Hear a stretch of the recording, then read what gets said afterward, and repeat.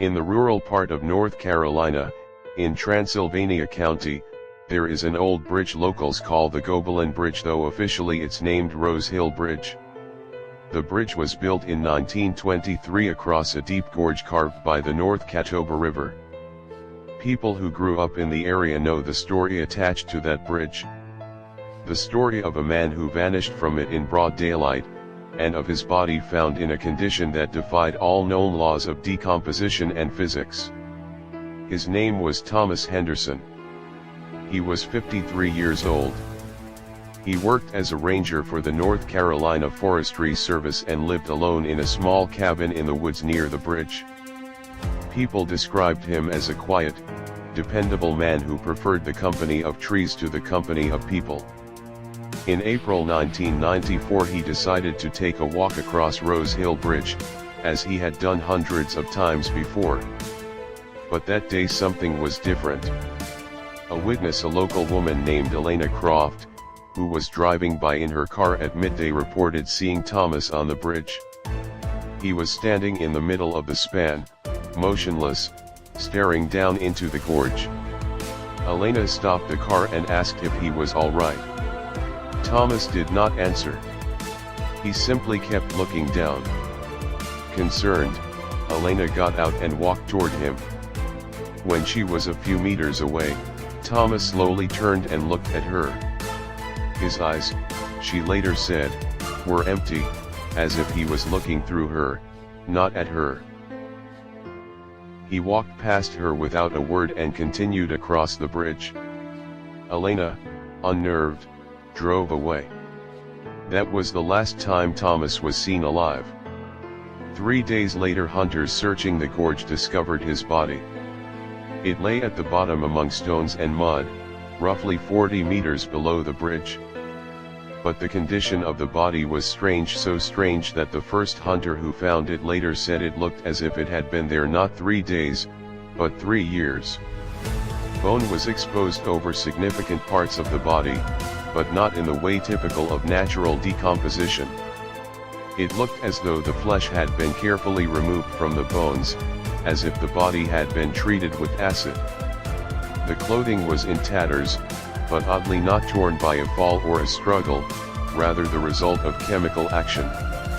His face was nearly entirely stripped of flesh, and his bones looked like an ancient artifact, not that of a recent corpse.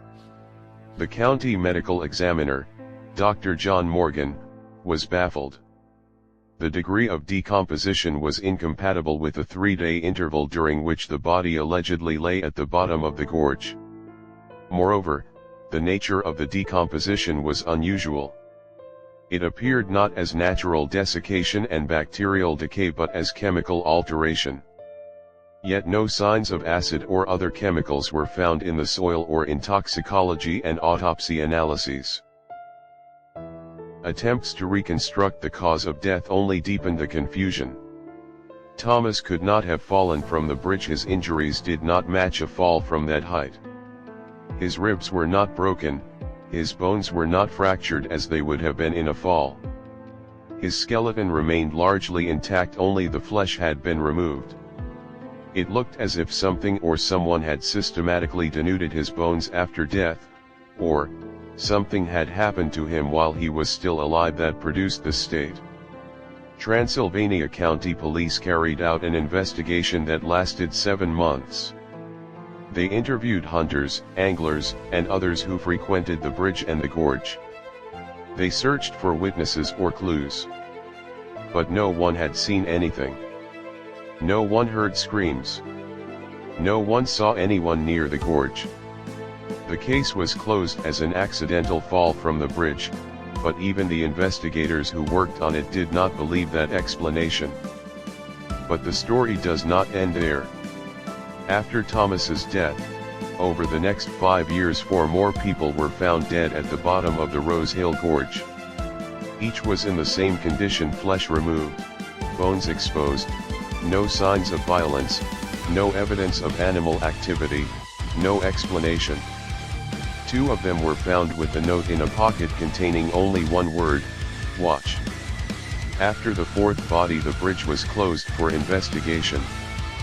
Barriers were put in place and guards posted.